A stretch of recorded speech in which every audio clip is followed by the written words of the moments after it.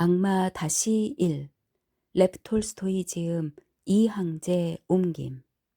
그러나 나는 너희에게 이렇게 말한다. 누구든지 여자를 보고 음란한 생각을 품는 사람은 벌써 마음으로 그 여자를 범했다. 오른 눈이 죄를 짓게 하거든 그 눈을 빼어 던져버려라. 몸의 한 부분을 잃는 것이 온몸이 지옥에 던져지는 것보다 낫다. 또 오른손이 죄를 짓게 하거든 그 손을 찍어 던져버려라. 몸의 한 부분을 잃는 것이 온몸이 지옥에 던져지는 것보다 낫다. 마태복음 5장 28, 30절. 빛나는 출세가 예부게니 이르테 네프를 기다리고 있었다. 그는 출세를 위한 모든 것을 가지고 있었다. 훌륭한 가정교육을 받았고 페테르부르크 대학교 법학부를 우수한 성적으로 졸업했으며 최근에 돌아가신 아버지가 상류사회와 맺어놓은 연고 덕분에 한 장관의 후원을 받아 내각에서 근무를 시작하기까지 했다. 미심쩍은 부분이 있었지만 재산도 상당했다. 그의 아버지는 주로 외국과 페테르부르크에서 살았는데 두 아들, 즉 예브게니와 근위 기병대에서 근무했던 맏아들 안드레이에게 6천 루블씩 주며 그 자신도 어머니와 함께 아주 풍족하게 지냈다. 그는 여름 2달 동안만 자신의 영지에 머물렀는데 영지 관리에는 신경을 쓰지 않았고 횡령을 밥 먹듯이 하는 관리인에게 모든 것을 맡겼는데 이 관리인도 영지 관리에 관심이 없었지만 아버지는 이 관리인을 전적으로 믿고 있었다. 아버지가 돌아가신 후 재산을 나누려고 했을 때 두 형제는 아버지가 진 빚이 너무 많다는 것을 알게 되었고 재산 처리를 맡은 변호사조차 10만 루블의 가치가 있는 할머니의 영지만을 남기고 재산 상속을 포기하라고 권고할 정도였다. 하지만 이르테네프 노인과 거래를 했던 이웃 영지의 지주가 고인이 지불해야 할 어음을 들고 페테르부르크에 와서 빚이 많아도 재정을 바로잡고 아직 큰 재산을 지킬 수 있다고 말했다. 숲과 몇 군데의 황무지는 팔고 4천 데샤티나의 흑토와 설탕 공장, 200 데샤티나의 관계 목초지가 있는 금싸라기 땅인 세묘 놉스코의 마을을 지키기만 하면 되는데 그러려면 마을에 와 살면서 이 일에 전념하며 현명하고 신중하게 영지를 관리해야 한다는 것이다. 그래서 예브게니는 봄에 아버지는 사순절에 돌아가셨다.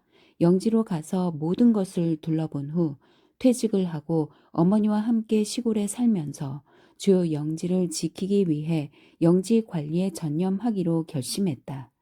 그다지 사이가 좋지 않았던 형과는 이렇게 하기로 했다. 형이 자기 몫의 상속권을 포기하는 대신 해마다 예브게니가 형에게 4천 루블을 지불하든가 한 번에 8만 루블을 지불하기로 합의했다. 이렇게 일처리를 끝낸 예브게니는 어머니와 큰 저택에 둥지를 들고 열심히 신중하게 영지 경영에 착수했다. 대체로 사람들은 노인들이 가장 평범한 보수주의자들이고 젊은이들은 개혁주의자들이라고 생각한다. 이런 생각은 전혀 옳지 않다. 가장 평범한 보수주의자들은 젊은이들이다. 젊은이들은 잘 살기를 원하지만 어떻게 살아야 할지 생각하지 않고 또 생각할 시간이 없어서 이전의 삶을 삶의 본보기로 선택한다. 예브게니도 그랬다. 시골에 정착한 지금 그의 꿈과 이상은 나쁜 주인이었던 아버지 시대의 생활 양식이 아니라 할아버지 시대의 생활 양식을 부활시키는 것이었다. 그래서 그는 집안에도 정원에도 그리고 영지 경영에서도 그 시대 특유의 변화에 맞추면서 할아버지 시대의 보편적인 삶의 정신, 모든 것을 풍요롭게 하고 주위의 모든 사람들을 만족시키며 질서와 정돈을 유지하는 것을 부활시키려고 애썼는데 이런 생활 양식을 만들기 위해서는 해야 할 일이 아주 많았다. 즉 채권자와 은행들의 요구를 충족시키기 위해 땅을 팔고 지불을 연기해야 했으며 임차도 하고 일꾼들도 부리면서 사천 데샤티나의 경작지와 설탕 공장이 있는 세메놉스코의 마을의 광대한 농장을 계속 운영하기 위해 돈을 얻어야 했다. 그리고 저택과 정원이 퇴락하거나 황폐해지지 않도록 관리해야만 했다. 일이 많았지만 예브게니에게는 이런 일들을 감당할 만한 육체적인 힘과 정신적인 힘이 있었다. 26살에 그는 중키에 체조로 단련된 근육질의 강건한 체격에다 선명한 붉은 뺨, 하얀 이와 붉은 입술, 숱이 많진 않지만 부드럽고 곱슬곱슬한 머리카락을 가진 다혈질의 젊은이였다. 그의 유일한 신체적 결함은 근시였는데 그는 안경을 쓰는 바람에 근시를 키웠고 지금은 코안경 없이는 걸어 다닐 수 없으며 이미 콧잔등 위에 안경 자국이 나 있었다. 그의 신체적 특징은 이랬고 정신적으로도 그를 알면 알수록 더욱더 사랑하지 않을 수 없는 그런 사람이었다. 그의 어머니는 언제나 그 누구보다도 그를 사랑했고 남편이 죽은 지금은 자신의 사랑뿐만 아니라 삶 전체를 그에게 바치고 있었다. 그러나 어머니만 그를 그렇게 사랑한 것은 아니었다. 김나지움과 대학교 동료들도 언제나 그를 특별히 사랑했을 뿐만 아니라 존경까지 했다.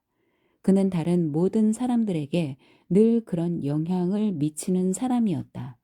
그의 솔직하고 정직한 얼굴, 특히 눈을 보면 그의 말을 믿지 않을 수 없었고 속임수나 거짓은 상상할 수도 없었다. 대체로 그의 전반적인 인품은 그가 일을 하는데 많은 도움을 주었다. 채권자도 다른 사람이었으면 거절했을 텐데 그의 말은 믿었다. 집사나 촌장, 그리고 다른 사람이라면 추악한 짓을 하면서 속여 먹었을 농부도 선량하고 소박하고 무엇보다 솔직한 그와 접촉하다 보면 유쾌한 인상을 받아 그를 속일 생각조차 있곤 했다. 5월 말이었다. 예브게니는 황무지를 어떤 상인에게 팔기 위해 시내에서 저당권 해제 절차를 그럭저럭 끝마치고 말, 황소, 짐수레 등 여러 도구를 새로 장만하려고 그 상인에게서 돈을 빌렸다. 특히 꼭 필요한 독립 농가를 신축해야만 했다. 일은 잘 되었다. 목재가 실려왔고 목수들은 이미 일을 시작했고 거름도 짐수레로 80대분이나 실려왔지만 지금까지의 모든 일이 위기에 처하게 되었다. 이런저런 걱정이 한창일 때 비록 중요한 일은 아닐지라도 당시 예비겐이를 괴롭혔던 사정이 있었다. 그는 젊고 건강한 다른 모든 미혼 남성들처럼 살고 있었다. 즉 다양한 여자들과 성관계를 가졌다. 그는 남봉꾼은 아니었지만 그렇다고 자기 스스로 말했듯이 수도자도 아니었다. 그 자신이 말하듯 그는 신체적 건강과 정신적 자유를 위해 필요한 만큼만 이것에 열중했다. 성관계는 16살 때부터 시작되었다. 그리고 그것은 지금까지 순조로웠다. 그가 방탕의 늪에 빠지지 않았고 단 한 번도 여자에게 열중하거나 성병에 걸린 적이 없었다는 의미에서 순조로웠다는 것이다. 그는 페테르부르크에서 여자 재봉사와 처음으로 관계를 가졌는데 나중에 그녀가 타락하자 자연스럽게 관계를 정리했다.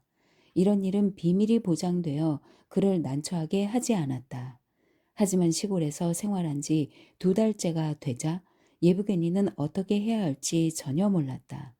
본의 아닌 금욕이 그에게 나쁜 영향을 끼치기 시작했다. 이것 때문에 정말 시내로 나가야만 하나? 어디로? 어떻게? 이것만이 예브게니 이바노비치를 불안하게 했는데 왜냐하면 그는 이것이 꼭 필요하다고 이것이 실제로 정말 필요해졌다고 확신했으며 그는 자기가 성욕에서 자유롭지 않고 자기 의지에 반해 모든 젊은 여자들을 눈으로 훑고 있다고 느꼈기 때문이다. 그는 자기 마을에서 유부녀나 처녀와 통정하는 것은 옳지 않다고 생각했다. 사람들의 이야기를 통해 그의 아버지와 할아버지는 이 점에서 당시의 다른 지주들과는 완전히 달랐다는 것을 그는 알고 있었다. 아버지와 할아버지는 자기 마을의 농노 여자들과는 결코 부정한 관계를 맺지 않았다는 것을 알았기에 그도 그런 짓을 하지 않기로 결심했다. 그러나 시간이 갈수록 자신이 성욕에서 자유롭지 못하다는 것을 점점 더 느끼고 이 시골 구석에서 자신에게 일어날 수 있는 것을 두렵게 상상하면서도 이제 농노 제도가 폐지되었으니 여기서도 여자를 취할 수 있다고 단정했다. 단 아무도 모르게 하면 되고 방탕을 위해서가 아니라 건강을 위해서 그럴 수 있다고 그는 혼잣말을 했다. 이렇게 결정하자 그는 더욱 불안해졌다. 그는 촌장, 농부들, 목수들과 대화하면서 저도 모르게 여자들에 대해 얘기했고 화제가 여자로 옮겨가면 계속 여자 얘기만 했다. 그는 더욱더 여자들에게 한눈을 팔았다. 그러나 자기 혼자 결정하는 것과 이를 실행하는 것은 다른 문제였다. 자신이 직접 여자에게 다가가는 것은 불가능했다. 어떤 여자에게? 어디서?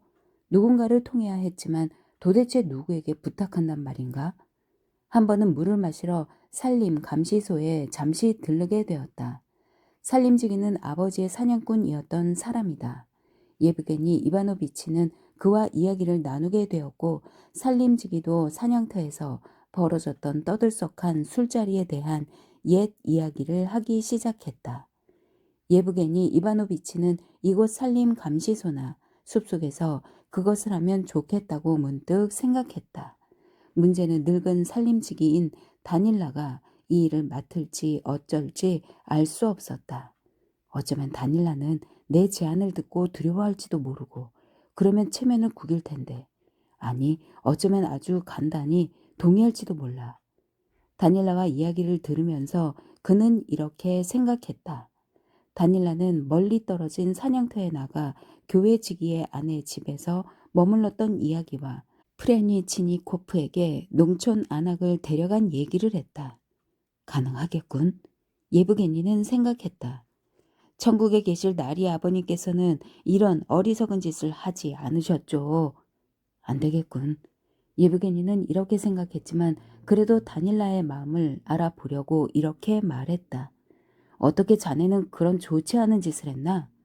뭐 나쁠 것도 없잖아요. 여자도 즐거워했고 우리 표도르 자 리치도 대단히 만족했고 저도 1루블을 챙겼으니까요. 그 어른인들 어쩌겠어요. 역시나 살아있는 인간인데요. 아마 술 마시는 것과 다름없겠죠. 됐다. 말해도 되겠어. 이렇게 생각한 예브게니는 당장 말을 꺼냈다. 그런데 말이야. 그는 얼굴이 확 붉어지는 것을 느꼈다. 그런데 말이야 다닐라. 난 고통을 겪고 있어. 다닐라는 미소를 지었다. 어쨌든 나는 수도사도 아닌데다 이미 버릇이 들었거든. 예브게니는 자기가 말하고 있는 것이 모두 어리석다고 느꼈지만 다닐라가 수긍했기 때문에 기뻤다. 어때요 도련님? 진작 말씀하시지 그랬어요. 그거 가능해요. 다닐라가 말했다. 어떤 여자를 원하는지 말씀만 하세요. 아, 어떤 여자든지 괜찮아. 정말이야. 뭐 물론 인물도 나쁘지 않고 건강해야지. 알겠어요. 다닐라는 말을 잘랐다. 그는 잠시 생각했다. 아, 좋은 물건이 있어요.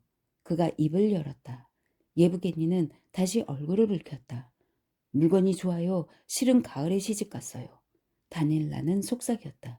그런데 남편은 아무것도 할 줄 몰라요. 정말이지 그 여자는 좋아하는 사람을 만나면 진가를 발휘할 겁니다. 예브게니는 수치심으로 얼굴을 찌푸리기까지 했다. 아니야, 아니야. 예브게니는 입을 열었다. 난 그런 여자는 전혀 필요 없어. 정반대로. 도대체 뭐가 정반대라는 거야?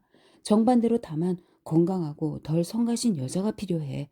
군인의 여펜네라든가 그런 여자 말이야. 압니다. 그럼 스테파니다를 소개해야겠군요. 남편은 시내에 나가 있으니 군인의 여편네나 마찬가지죠.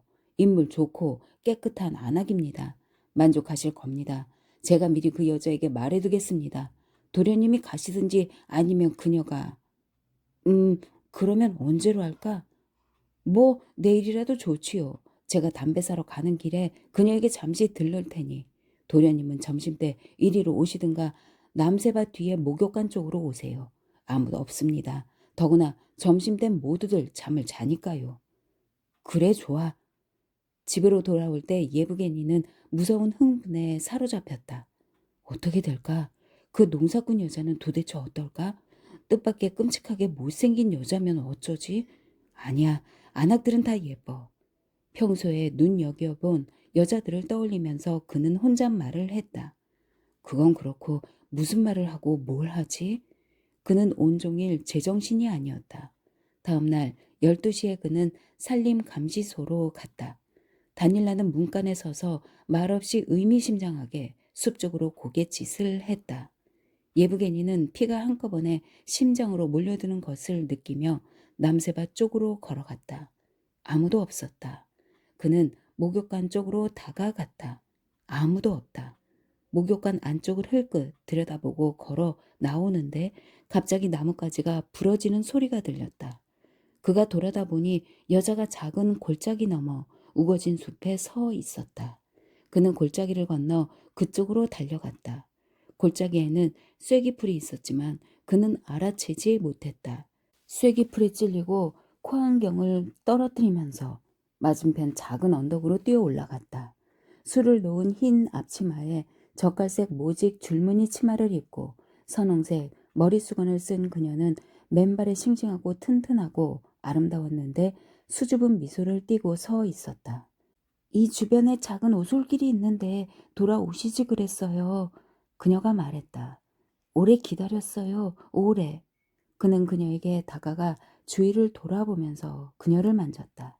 15분쯤 지나서 그들은 헤어졌고 그는 코안경을 찾은 다음 잠시 다닐라에게 들렀는데 만족하십니까, 나리? 하고 묻는 다닐라의 질문에 대한 대답으로 1루블을 주고 집으로 돌아갔다.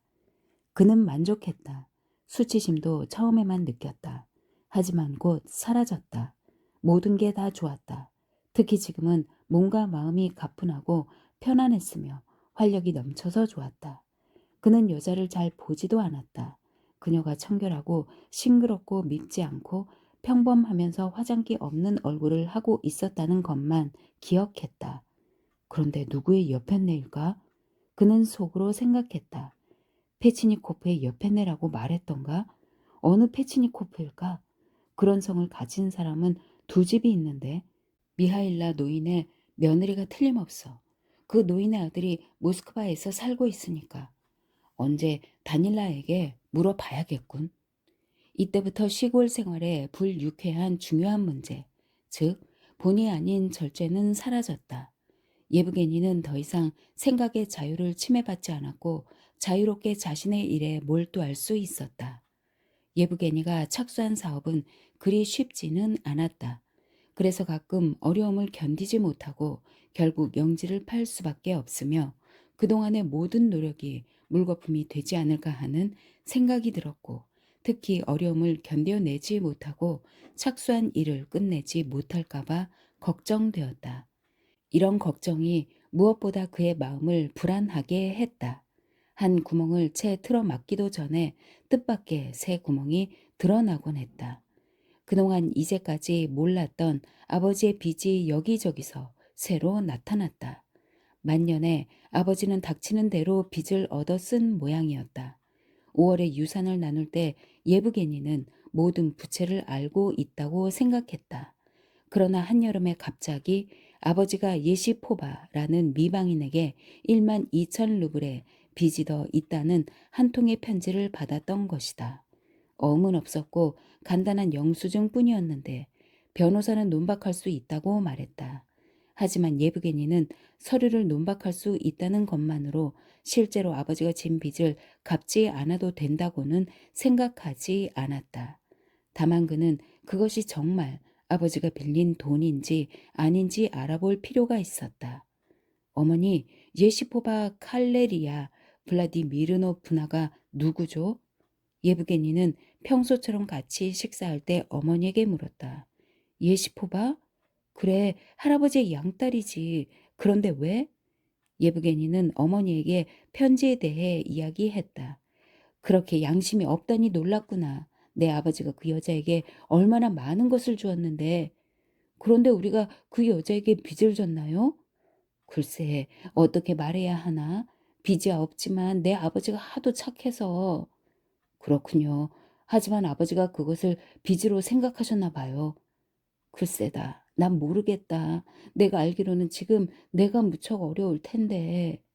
예브게니는 마리아 파블로브나도 그 빚에 대해 어떻게 말해야 할지 모르며 그녀도 그의 생각을 알고 싶어 한다고 생각했다.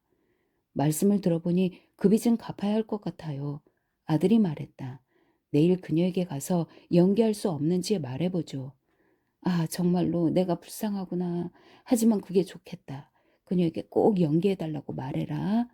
마리아 파블로브나는 아들의 결심에 뿌듯해하며 안심했다. 예브게니의 상황은 어머니가 함께 살면서 아들의 처지를 전혀 이해해주지 않아 더욱 어려웠다. 어머니는 평생 사치스러운 생활에 익숙해서 아들이 처한 상황을 상상조차 할 수 없었다. 즉, 내일 당장이라도 사업이 잘못되어 무일푼이 되면 아들이 모든 것을 팔아야 하고 지금 형편으로는 많아야 연봉 2천 루블을 받아 어머니를 부양하면서 살아야 하는 아들의 처지를 상상조차 못했다. 이러한 상태에서 벗어나는 길은 모든 면에서 경비를 줄이는 것뿐이라는 걸 어머니는 이해하지 못했기에 왜 예브게니가 정원사들과 마부들, 하인들에게 주는 돈과 심지어 식비 같은 자잘한 경비를 절약하는지 이해할 수 없었던 것이다. 뿐만 아니라 어머니도 대다수의 미망인들처럼 작고한 남편의 기억에 대해 경건한 마음을 가지고 있었는데 그 감정은 그녀가 생전에 고인에 대해 가지고 있었던 감정과는 전혀 달랐고 고인이 했거나 도입한 것이 나쁠 수도 있고 변경될 수도 있다고 생각하지 않았다. 예브게니는 두 명의 정원사와 함께 많은 공을 들여 정원과 온실을 가꾸었고 두 명의 마부와 함께 마구간을 관리했다. 마리아 파블로브나는 늙은 요리사가 마련한 밥상과 정원의 오솔길이 늘 깨끗이 치워지지 않은 것, 그리고 하인들 대신 꼬맹이 하나 있는 것을 불평하지 않는 것을 아들을 위해 자신을 희생하는 어머니로서 할 바를 다하고 있다고 순진하게 생각했다. 이번에 새로 드러난 부채에 대해서도 예브게니는 이것이 자신이 착수한 모든 사업에 치명적인 타격을 줄 수 있다고 생각했지만 마리아 파블로브나는 예브게니의 고상함을 보여줄 수 있는 기회라고만 생각했다. 마리아 파블로브나가 예브게니의 재정 상태에 대해 그다지 걱정하지 않는 또 하나의 이유는 아들이 훌륭한 결혼을 해서 모든 것을 수습할 수 있으리라고 확신했기 때문이다. 사실 그는 가장 훌륭한 결혼을 할 수 있었다. 그녀는 예브게니에게 기꺼이 딸을 줄 가문을 10군데나 알고 있었다. 그래서 그녀는 가능한 한 빨리 결혼이 성사되기를 바라고 있었다. 예브게니 자신도 결혼을 꿈꾸었지만 어머니가 생각하는 결혼과는 달랐다. 결혼을 자신의 사업을 개선하는 수단으로 삼는다는 생각은 그에겐 역겨웠다. 그는 사랑에 의한 순결한 결혼을 원했다. 그는 만나서 알고 지내는 처녀들을 눈여겨보고 그 처녀들과 자신이 어울리나 생각도 해보았지만 그의 운명은 결정되지 않았다. 그러는 사이에 그의 예상과는 전혀 달리 스테파니다와의 관계는 계속되었고 그 관계는 심지어 뭔가 고착된 성격을 띠기까지 했다.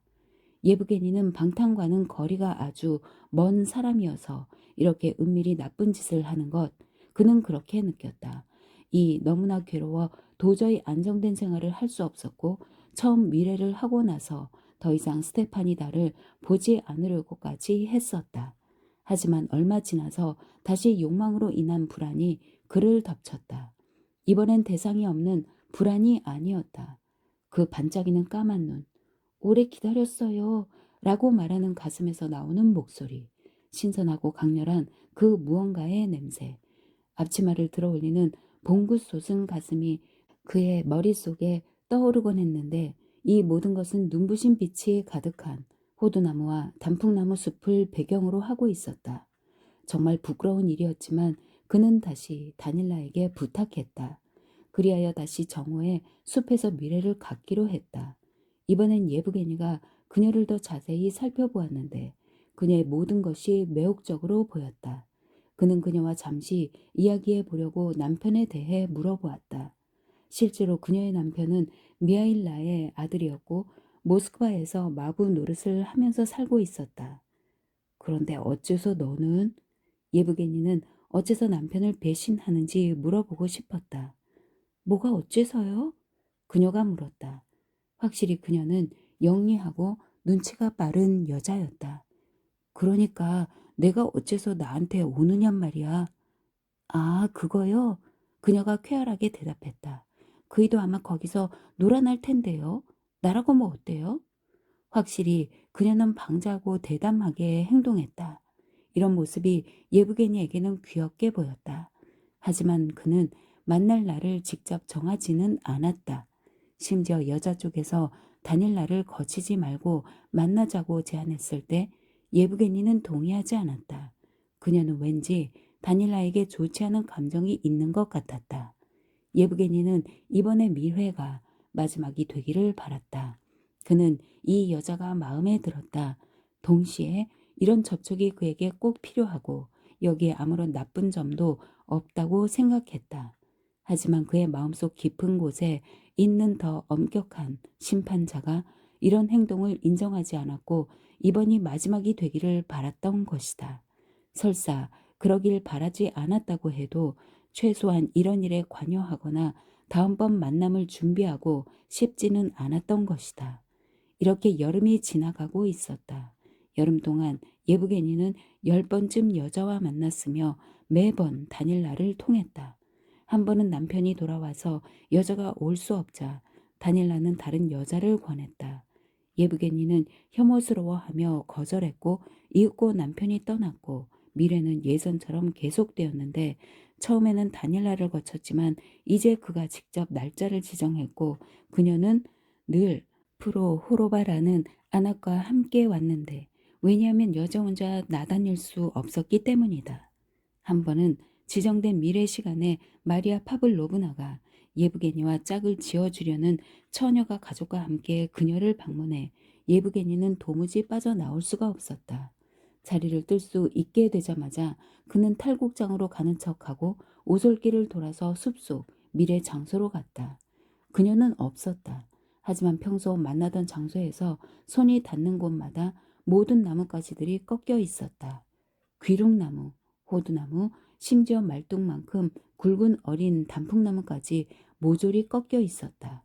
그녀가 기다리다 흥분했고 화가 나서 장난삼아 그에게 기념으로 남긴 것이었다. 예브게니는 잠시 서 있다가 내일 그녀를 불러달라고 부탁하러 다닐라에게 갔다. 그녀는 왔고 평소와 같은 모습이었다. 이렇게 여름이 지나갔다. 미래는 늘 숲속에서 이루어졌고 단 한 번 가을이 가까워질 무렵 뒷마당의 곡식 창고에서 만난 적이 있었다. 예브게니는 이런 관계가 자신에게 어떤 의미가 있다는 생각을 전혀 하지 않았다. 그녀에 대해서도 진지하게 생각해 보지 않았다. 그는 그녀에게 돈을 주었고 그 이상 아무 의미도 없었다. 그는 마을 사람들이 모두 그들의 관계를 알고 있고 심지어 그녀를 부러워하고 있으며 그녀의 가족들이 그녀에게서 돈을 받고 그녀를 부추기고 그녀의 죄의식도 돈의 위력과 가족들의 참여로 완전히 사라졌다는 것을 전혀 몰랐고 또 이런 것들에 대해 생각하지도 않았다. 사람들이 부러워한다면 자기가 하는 것이 좋은 것이라고 그녀는 생각하는 것 같았다. 그저 건강을 위해 필요한 일이야. 예브게니는 생각했다. 나쁘다고 치자. 또 설령 아무도 말하지 않는다고 해도 모두가 혹은 많은 사람들이 알고 있다. 그녀와 함께 다니는 그 안악도 알고 있다. 그 안악이 알고 있다면 다른 사람에게도 틀림없이 말했을 것이다. 하지만 어쩌겠는가. 나는 추악한 행동을 하고 있다. 예브게니는 생각했다. 그래도 할 수 없지. 뭐 오래 갈 것도 아니니까. 무엇보다 예브게니를 난처하게 만든 것은 그녀의 남편이었다. 처음엔 왠지 그녀의 남편이 나쁜 사람일 거라는 생각에 어느 정도 자신을 정당화했다. 하지만 여자의 남편을 보고 예브게니는 깜짝 놀랐다. 그녀의 남편은 건장한 멋쟁이로 전혀 불량하지 않았고 오히려 자기보다 더 나은 사람 같았다. 그녀의 남편을 처음 만나고 나서 예브게니는 내 남편을 보았는데 건장한 젊은이로 그에게 반했다고 그녀에게 말했다. 그만한 사람은 우리 마을에 없어요. 그녀는 자랑스럽게 말했다. 이 대답은 예브게니를 놀라게 했다. 그 후로 그녀의 남편을 생각하면 예브게니는 더욱 괴로웠다.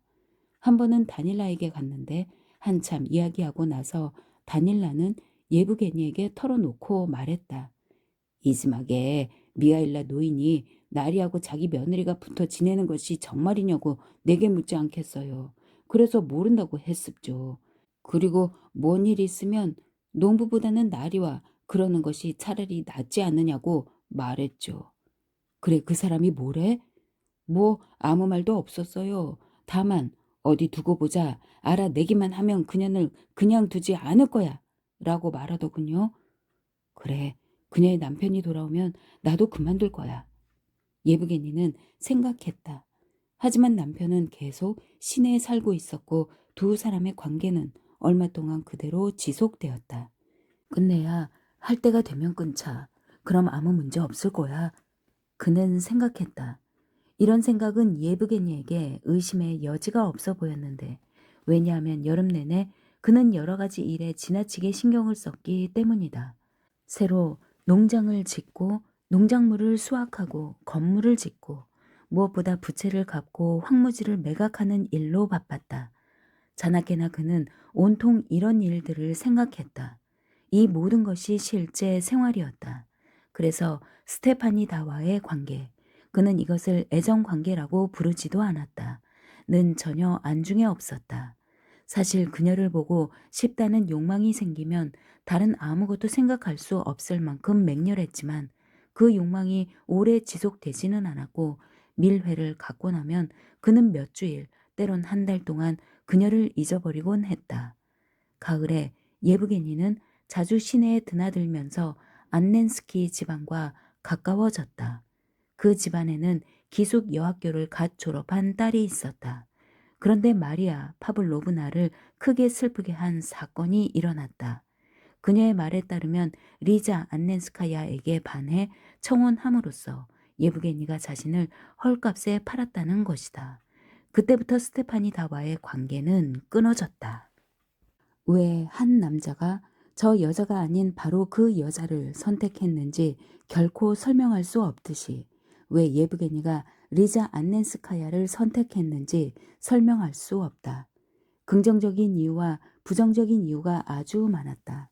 리자는 어머니가 소개한 여자들처럼 부유한 신부감이 아니었다. 그녀는 순진하고 자기 어머니와의 관계에서 애처로웠으며 사람들의 주의를 끌 만큼 미인은 아니었지만 못생기지도 않았다. 이런 것들도 그가 그녀를 선택한 이유였다. 무엇보다 중요한 것은 그녀와 가까워지기 시작했을 때가 결혼에 대한 예브게니의 생각이 무르익었던 시기였다는 것이다. 그는 결혼이 뭔지 알았기 때문에 사랑에 빠졌던 것이다. 처음엔 리자 안넨스카야가 그저 예브게니의 마음에 들었지만 그녀를 아내로 삼겠다고 결정했을 때 그는 그녀에 대한 감정이 더욱더 강해지는 것을 느꼈고 자기가 사랑에 빠졌다는 것을 느꼈다. 리자는 키가 크고 호리호리하며 길었다. 그녀의 모든 것이 길었다. 얼굴도 길고 코도 앞으로 나오지 않고 얼굴을 따라 길고 손가락과 발바닥도 길었다. 그녀의 얼굴빛은 아주 부드럽고 희고 노르스름했으며 연한 홍조를 띠었다. 부드럽고 긴 아마색 머리칼은 곱슬곱슬했고 쉽게 남을 믿는 밝은 유순한 눈이 아름다웠다. 이 눈은 유난히 예브게니를 놀라게 했다. 리자를 생각할 때면 언제나 그녀의 맑고 유순하고 쉽게 남을 믿는 눈이 그의 눈앞에 선했다. 신체적으로 그녀는 그랬다. 예브게니는 그녀의 정신에 대해서는 아무것도 몰랐고 그저 그녀의 눈만 보았다. 이 눈이 그가 알아야만 하는 모든 것을 말해 주는 것 같았다. 이 눈의 의미는 그랬다.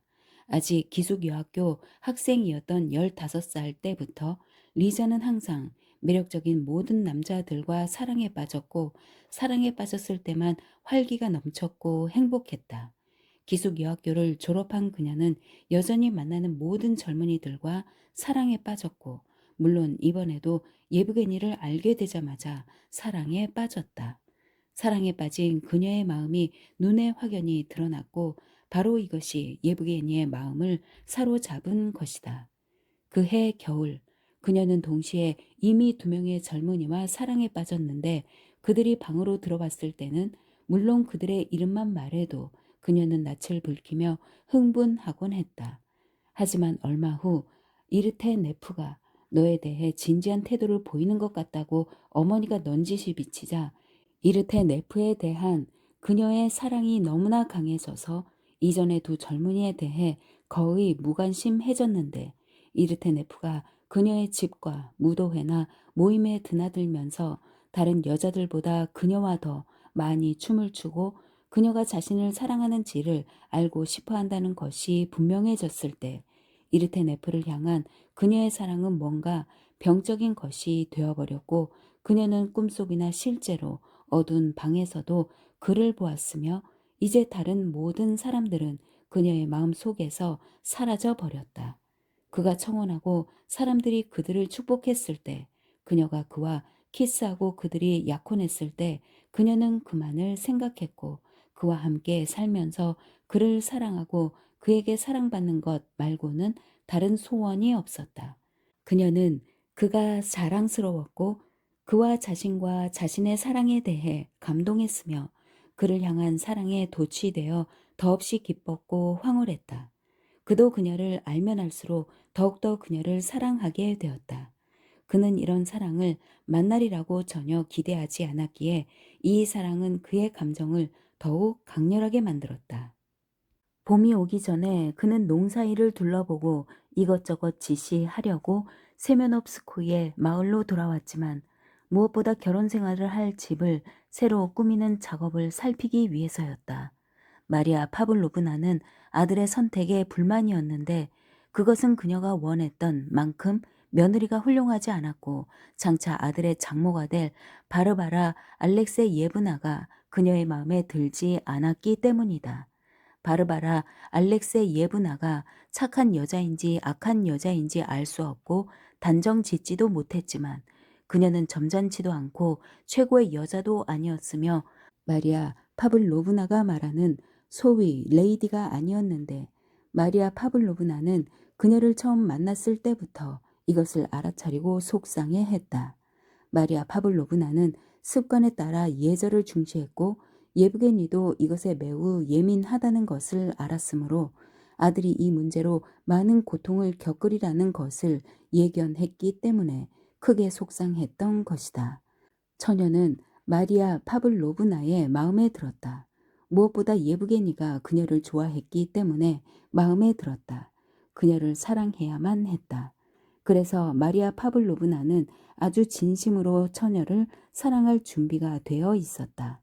예브게니는 어머니가 기뻐하고 만족한다고 생각했다. 그녀는 집안의 모든 것을 정리해 놓았고 아들이 젊은 아내를 데려오자마자 집을 떠날 준비를 했다. 예브게니는 집에 머무르시라고 어머니를 설득했지만 이 문제는 해결되지 않았다. 저녁에 평소처럼 차를 마신 후 마리아 파블로브나는 카드점을 쳤다. 예브게니는 옆에 앉아 어머니를 돕고 있었다. 모자가 가장 정겨운 대화를 나누는 시간이었다. 카드점을 한번 보고 새로 점을 보기 전에 마리아 파블로브나는 예브게니를 힐끗 쳐다보고 약간 주저하면서 입을 열었다. 제냐, 너한테 말하고 싶은 게 있다. 물론 나도 잘 모르지만 일반적인 충고를 하고 싶구나. 결혼 전 독신 시절에 있었던 모든 일은 반드시 끝내야 한다. 그래야 너나 아내에게 아무런 걱정거리가 없게 돼. 알아듣겠니? 실제로 예브게니는 마리아 파블로브나가 지난 가을부터 중단된 스테파니다와의 관계를 암시하고 있다는 것을 즉각 알아차렸고 홀로 사는 여자들이 늘 그렇듯 어머니도 이런 관계에 실제보다 훨씬 많은 의미를 부여하고 있었다. 예브게니는 얼굴을 붉혔는데 부끄러움 때문이 아니라 선량한 어머니가 사실은 아들을 사랑하기 때문이지만 이해할 필요도 없고 이해하지도 못하며 이해할 수도 없는 일에 참견해서 화가 났던 것이다. 그는 숨길 것이 전혀 없으며 항상 결혼에 방해가 되지 않도록 처신해 왔다고 말했다. 그래, 잘됐다 얘야. 걔냐? 내 말에 화내지 말거라. 마리아 파블로브나는 당황하면서 말했다. 그러나 예브게니는 어머니가 하고 싶었던 말을 다 하지 못했다는 것을 알았다. 그렇게 되었다. 잠시 후 그녀는 그가 없을 때 프첼리코프 집 안에서 자기더러 대모가 되어 달라는 부탁을 했다고 말했다. 이제 예브게니는 유감도 수치심도 아닌 자기가 듣게 될 일의 중요성을 인식한 어떤 이상한 감정 때문에 얼굴이 확 달아올랐다. 그것은 자신의 판단과는 전혀 일치하지 않는 무의식적인 것에 대한 인식이었다. 그가 예상한 그대로였다. 마리아 파블로브나는 대화 외에 별다른 목적이 없다는 듯이 올해는 산에 아이들이 많이 태어나는데 이건 아마 전쟁이 일어날 조짐이라고 말했다. 그리고 바신네와 프첼리코프네 젊은 며느리가 첫 아이로 역시 아들을 낳았다고 말했다. 마리아 파블로브나는 지나가는 말처럼 말하고 싶었는데 아들이 얼굴을 붉히고 신경질적으로 코안경을 손가락으로 톡톡 치고 썼다 벗었다 하면서 급하게 담배를 피우는 것을 보고 거북해졌다. 그녀는 입을 다물었다. 예브게니 역시 잠자코 있으면서 이 침묵을 깰 방법을 찾아낼 수 없었다. 그래서 두 사람은 서로의 마음을 이해했다는 것을 깨달았다. 그래, 무엇보다 시골에는 정의가 있어야 해. 내 삼촌처럼 정부를 두어서는 안 돼. 어머니, 돌연 예브게니가 말했다. 왜 어머니가 그런 말씀을 하시는지 알아요. 어머니는 괜한 걱정을 하고 계세요. 저에게 미래의 가정 생활은 매우 신성한 것이므로 어떤 경우에도 가정을 깨지 않을 거예요. 제 독신 시절에 있었던 일은 모두 완전히 끝났어요. 저는 결코 어떤 관계도 갖지 않았고 누구도 제게 어떤 권리를 내세우지 못합니다. 그래, 기쁘구나. 어머니가 말했다. 나는 너의 고결한 생각을 알고 있어. 예브게니는 어머니의 이 말을 자신에 대한 당연한 평가로 받아들이고 입을 다물었다. 다음 날 아침 예브게니는 세상의 모든 일과 약혼녀에 대해 생각하면서 시내로 갔지만 스테파니다에 대해서만은 생각하지 않았다. 자신에게 경고하기 위해 일부러 그런 것처럼 그는 교회 쪽으로 가면서 그쪽에서 걸어오거나 마차를 타고 오는 사람들을 만났다. 그는 마트베이 뉴인과 세뮨, 아이들과 젊은 여자들을 만났는데 그때 두 안악이 눈에 띄었다. 한 안악은 좀 나이가 들었고 다른 안악은 옷을 잘 차려입고 새빨간 머리수건을 쓰고 있었는데 왠지 낯익은 모습이었다. 그녀는 한 손으로 아이를 안은 채 가볍고 활기차게 걷고 있었다. 그가 두 여자를 따라잡자 나이든 안악은 옛날식으로 걸음을 멈추고 정중히 인사했지만 아이를 안은 젊은 안악은 그저 고개만 숙였고 그녀의 머리수건 밑으로 명랑한 미소를 머금은 낯익은 두 눈이 반짝 빛났다. 그렇다. 그녀다. 하지만 모든 게 끝났고 그녀를 볼 일이 없다. 그런데 저 아이는 어쩌면 내 아이일지도 몰라. 이런 생각이 그의 머릿속을 스쳤다. 아니야. 정말 터무니없는 생각이야. 그녀는 남편이 있고 남편에게 드나들었어. 심지어 그는 날짜를 따져 보지도 않았다. 그녀와의 관계는 건강을 위해 필요했고 돈을 지불했으니 아무 문제가 없다고 그는 단정했다. 그와 그녀 사이에 그 어떤 관계도 없고 없었으며 있을 수도 없고 있어서도 안 되는 것이었다. 그는 양심의 목소리를 묵살할 필요가 없었다.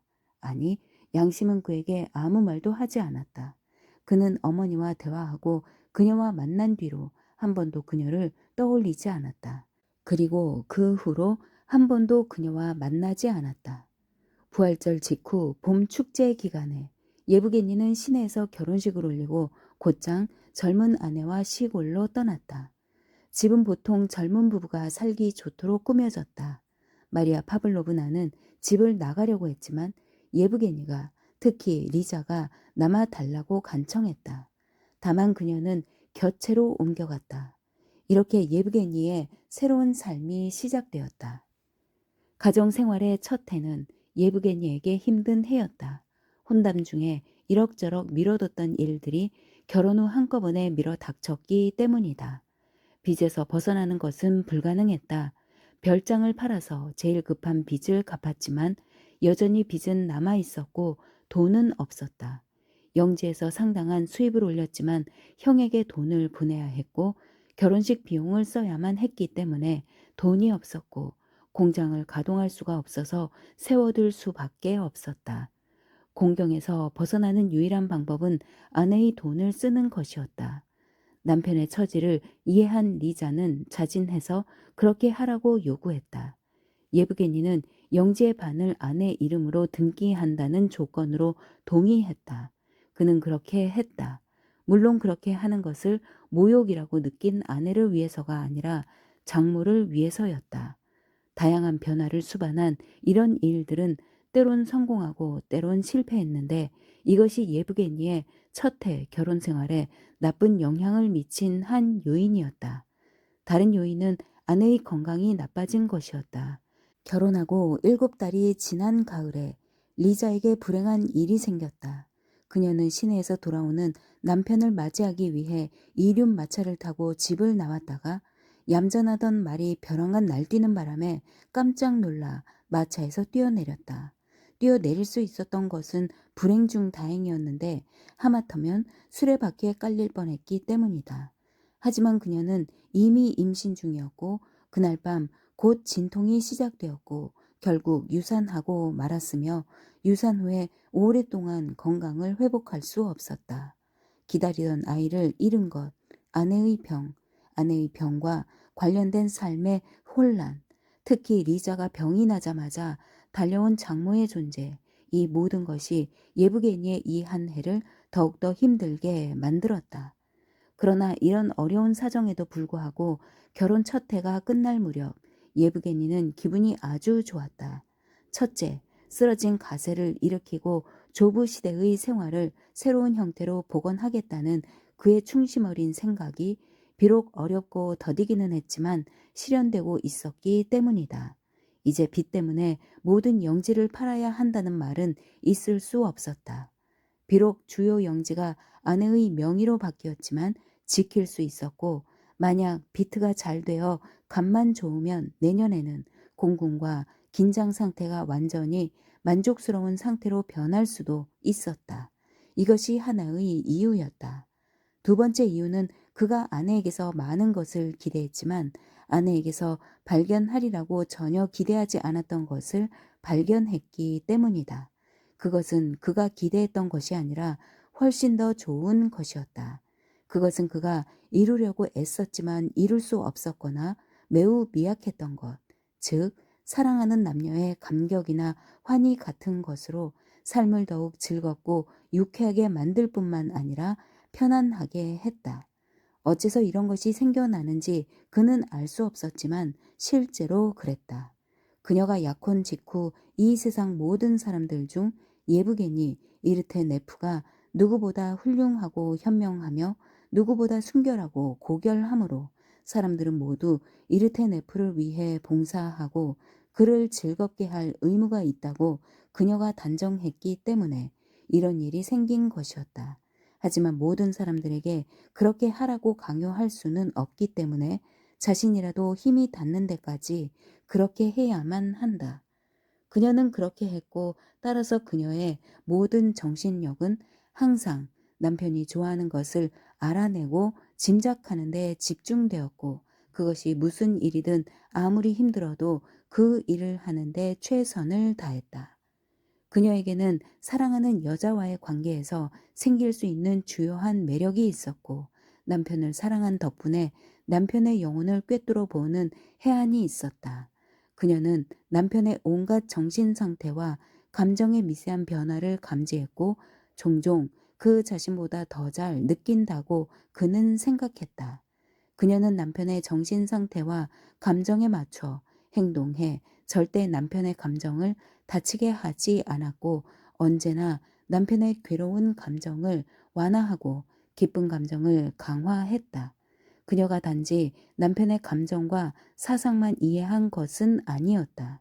그녀는 자신에게 몹시 낯설었던 농장 경영, 공장 일, 사람들에 대한 평가 등을 단번에 이해하여 남편의 말 상대가 되었을 뿐만 아니라 그가 아내에게 말했듯이 자주 유익하고 소중한 조언자가 되었다. 그녀는 사물, 인간, 이 세상의 모든 것을 오직 남편의 눈으로만 보았다.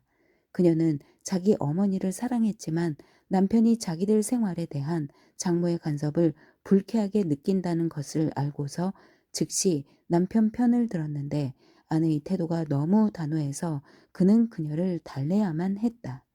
이뿐만이 아니라 그녀는 많은 취미와 절도를 지니고 있었고 무엇보다 몸가짐이 조용했다. 그녀는 모든 일을 눈에 띄지 않게 했고 그녀가 한 일의 결과만 눈에 띄었다.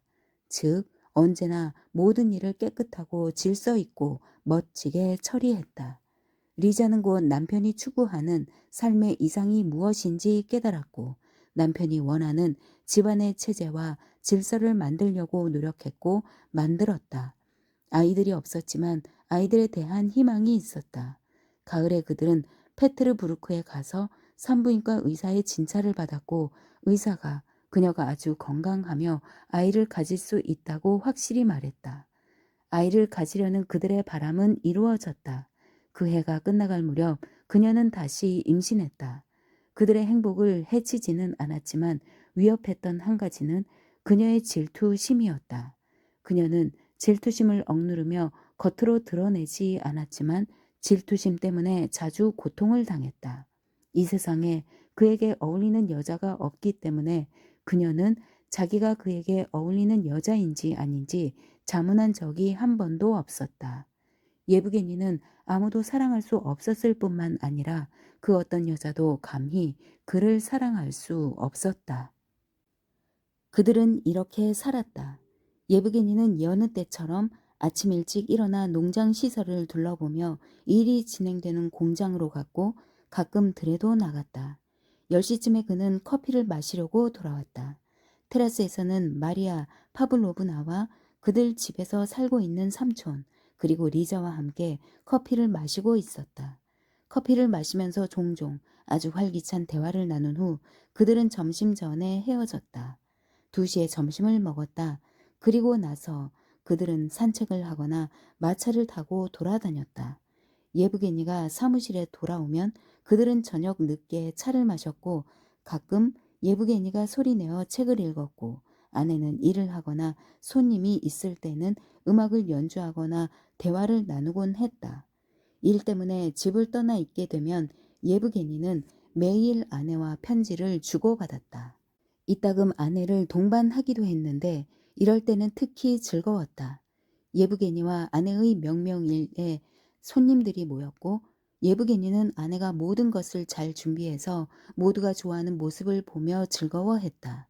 손님들이 모두 젊고 아름다운 안주인에게 감탄하는 것을 보고 들을 때 예브게니는 더욱 그녀를 사랑하게 되었다. 모든 것이 아주 순조로웠다. 아내가 임신 기간을 수월하게 보내고 있었고 그들은 태어날 아기를 어떻게 양육할지 생각하기 시작했다. 양육 방법이나 태도는 모두 예브게니가 결정했고 그녀는 남편의 뜻을 고분고분 실행하기만을 원했다. 예브게니는 의학 서적을 많이 읽었고 모든 과학 원칙에 따라 아이를 양육할 생각을 했다. 물론 그녀는 모든 것에 동의했고 출산 준비를 하면서 두꺼운 포대기와 얇은 포대기를 여러 개 기워 만들었고 요람도 만들었다.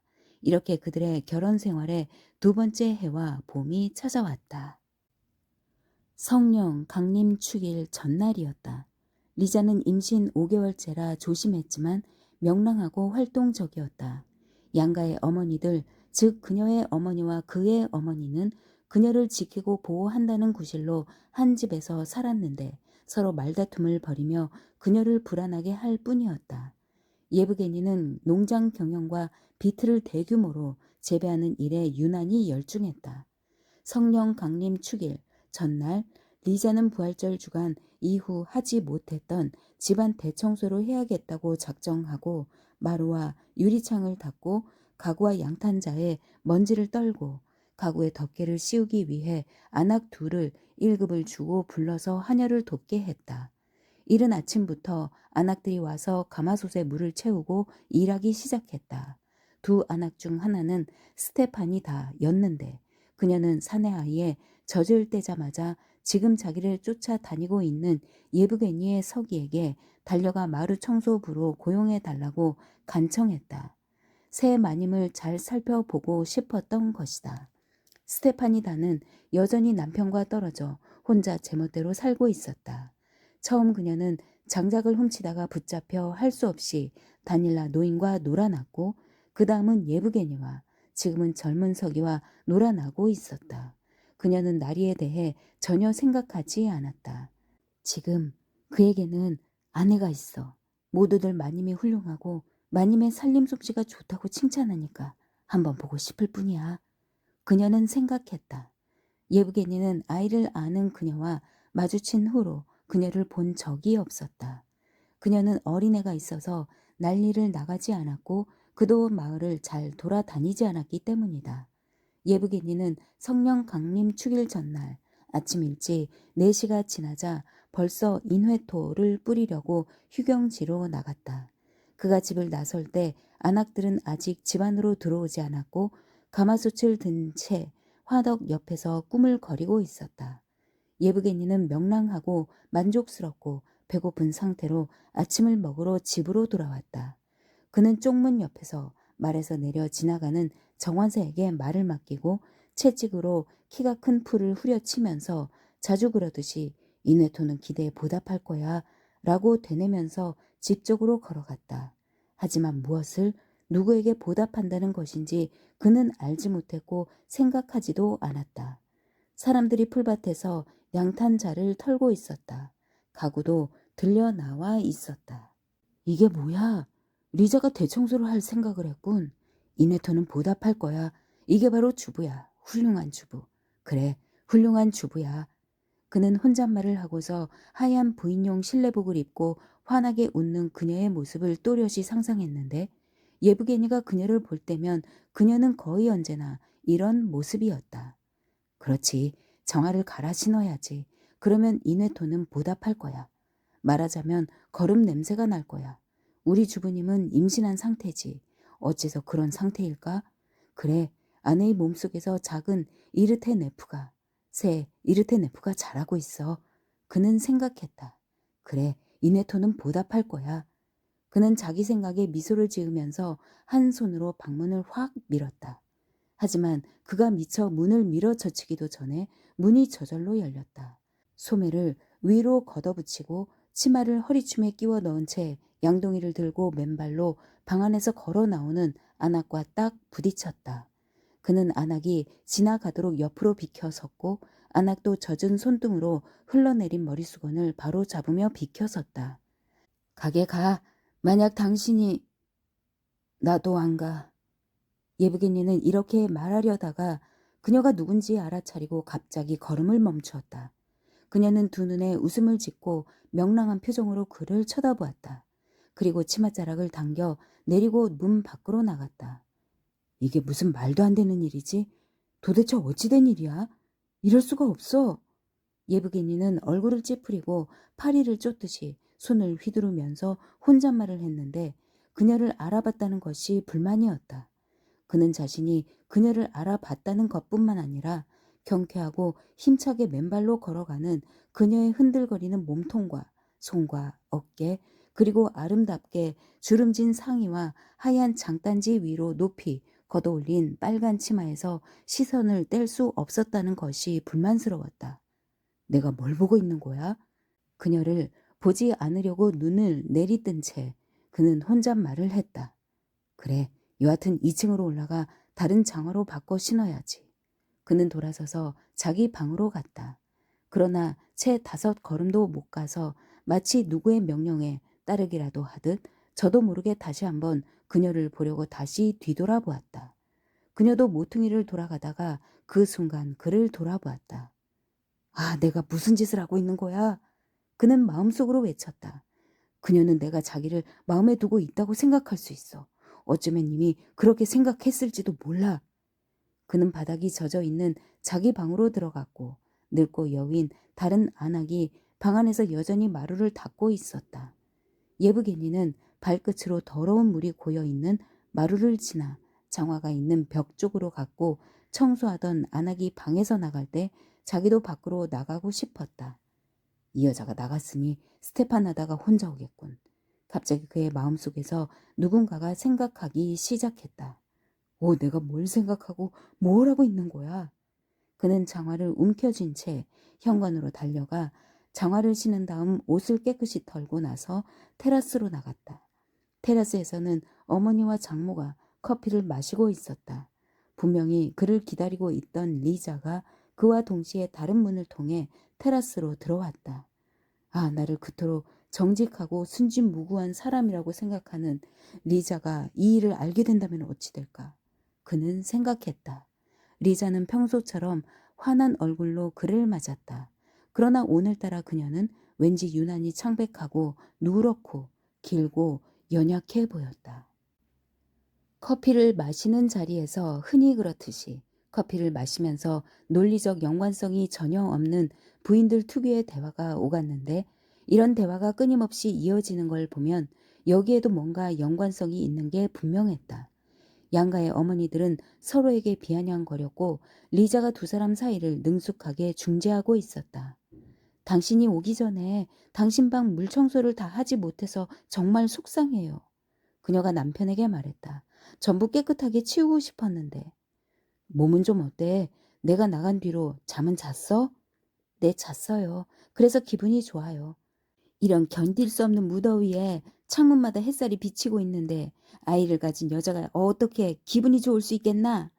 그녀의 어머니 바르바라 알렉세 예브나가 말했다. 게다가 베니션 블라인드나 햇빛 마개가 없으니 말이야. 우리 집에는 늘 햇빛 마개가 있었다네. 하지만 여기는 10시부터 그늘이 지거든요. 마리아 파블로브나가 말했다.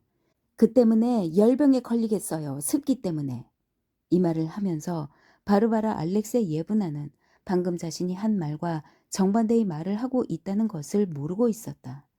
환자의 특성을 모르고 병을 진단해서는 절대 안 된다고 우리 집 주치의가 늘 말하곤 했어요. 그 의사는 아주 유능해서 모든 걸 알고 있죠. 그래서 우리는 진료비로 100루블을 지불하고 있답니다. 죽은 남편은 의사들을 인정하지 않았지만 나를 위해서라면 결코 아무것도 아끼지 않았어요. 부인과 아이의 생명이 달려있는데 남자가 여자를 위해 무엇을 아낄 수 있겠어요. 아마도. 그래요. 재산이 있으면 아내는 남편에게 의지하지 않을 수 있겠죠. 좋은 아내는 남편에게 순종하지요. 바르바라 알렉세 예브나가 말했다. 하지만 리자는 병을 앓고 나서 너무 약해졌어요. 아니요. 어머니, 저는 아주 기분이 좋아요. 아니, 왜 끓인 크림을 내오지 않았지? 난 필요 없다. 생크림만 있으면 돼. 내가 바르바라 알렉세 예브나에게 물어봤는데 필요 없다고 하셔서. 마치 변명이라도 하듯이 마리아 파블로브나가 말했다. 정말 괜찮아요. 지금은 먹고 싶지 않아요. 바르바라 알렉세 예브나는 불유쾌한 대화를 중단하려는 듯이 너그러운 마음으로 사양하면서 예브게니에게 말을 걸었다. 그래, 인회토는 뿌렸는가? 리자가 크림을 가지러 뛰어갔다. 필요 없어. 필요 없다니까. 리자, 좀 더 가만. 마리아 파블로브나가 말했다. 저렇게 빨리 움직이면 저희에게 해로운데. 마음만 편하다면야 별로 해로울 건 없어요. 바르바라 알렉세 예브나는 자기가 한 말이 아무것도 암시할 수 없다는 것을 알았지만 마치 뭔가를 암시하듯이 말했다. 리자가 크림을 가지고 돌아왔다. 예브게니는 커피를 마시면서 음울한 표정으로 이야기를 듣고 있었다. 이런 대화에 이미 익숙했지만 오늘따라 유난히 무의미한 말들에 짜증이 났다. 그는 자신에게 일어난 일을 잘 생각해 보고 싶었는데 노부인들의 잔소리가 그를 방해했던 것이다. 바르바라 알렉세 예브나는 커피를 다 마시고 끝내 기분이 나쁜 채로 자리를 떴다. 리자와 예브게니 그리고 마리아 파블로브나만이 남았다. 소박하고 유쾌한 대화가 오갔다. 하지만 사랑에 의해 민감해진 리자는 뭔가가 예브게니를 괴롭히고 있다는 것을 금세 눈치채고서 무슨 기분 나쁜 일이라도 있었느냐고 물었다. 그는 이런 질문을 예상하지 않았기에 아무것도 아니라고 대답하며 다소 머뭇거렸다. 이 대답은 리자를 더욱더 깊은 생각에 빠지게 했다. 뭔가가 그를 심하게 괴롭히고 있었다. 그녀에게는 모든 게 파리가 우유에 빠진 것만큼이나 명백했지만 그는 도대체 무슨 일이 있었는지 말하지 않았다. 아침 식사 후 모두 뿔뿔이 흩어졌다. 예브게니는 정해진 일과에 따라 자기 서재로 갔다. 그는 편지를 읽거나 쓰지도 않고 자리에 앉아 연달아 담배를 피우면서 생각에 잠겼다. 뜻밖의 자기 마음속에 나타난 추잡한 감정에 놀라고 괴로워했다. 결혼한 이후로 그런 감정에서 벗어났다고 생각했던 것이다. 그는 결혼하고 나서 아내 말고는 스테파니나다나 그가 아는 여자, 그리고 그 어떤 여자에 대해서도 그런 감정을 한 번도 느껴본 적이 없었다. 그는 마음속으로 여러 번 그 해방감을 기뻐했는데 돌연 이 무의미한 우연스러운 만남이 아직도 그가 자유롭지 않다는 것을 그에게 보여준 것 같았다. 지금 그를 괴롭히는 것은 자기가 다시 그런 감정에 굴복했다든가 그녀를 원한다는 것이 아니라 그는 이런 것을 생각조차 하고 싶지 않았다. 그런 감정이 자기 마음속에 살아 있으며 그런 감정을 더욱 경계해야 한다는 것이었다. 하지만 그가 그런 감정을 억누르고 있다는 것은 전혀 의심할 나위가 없었다. 그에게는 미처 답장을 하지 못한 편지 한 통과 작성해야 할 서류가 있었다. 그는 책상 앞에 앉아 이 일을 시작했다. 일을 끝낸 후 자기를 불안하게 했던 문제를 완전히 잊어버린 그는 마구간에 가려고 밖으로 나왔다. 그런데 또다시 불행하게도 불행한 우연인지 의도적인 것인지 모르지만 그가 현관 계단으로 나오자마자 집 모퉁이에서 빨간 스커트에 빨간 머리수건을 쓴 그녀가 걸어 나오더니 두 손과 몸뚱이를 흔들면서 그의 곁을 지나갔다. 게다가 그냥 지나가는 것이 아니라 마치 장난치듯이 그의 옆을 지나치더니 동료 안악의 뒤를 쫓아 달려갔다. 또다시 눈부신 한낮, 쐐기풀, 다닐라 노인의 감시소 뒤편, 그리고 단풍나무 그늘에서 나뭇잎을 씹으며 미소 짓고 있는 그녀의 얼굴이 그의 상상 속에서 되살아났다. 안 되겠어. 이건 그대로 내버려둘 수 없어. 그는 혼잣말을 했다. 안악들이 시야에서 사라지기를 기다렸다가 그는 사무실로 갔다. 바로 점심때였다. 예브게니는 영지 관리인을 볼 수 있으리라고 기대했다. 예상은 적중했다. 영지 관리인은 막 잠에서 깨어난 듯했다. 영지 관리인은 사무실에 서서 뭐라고 말하고 있는 가축지기를 바라보면서 기지개를 켜고 하품을 했다. 바실리 니콜라에비치, 무슨 일이신지요? 할 이야기가 좀 있어.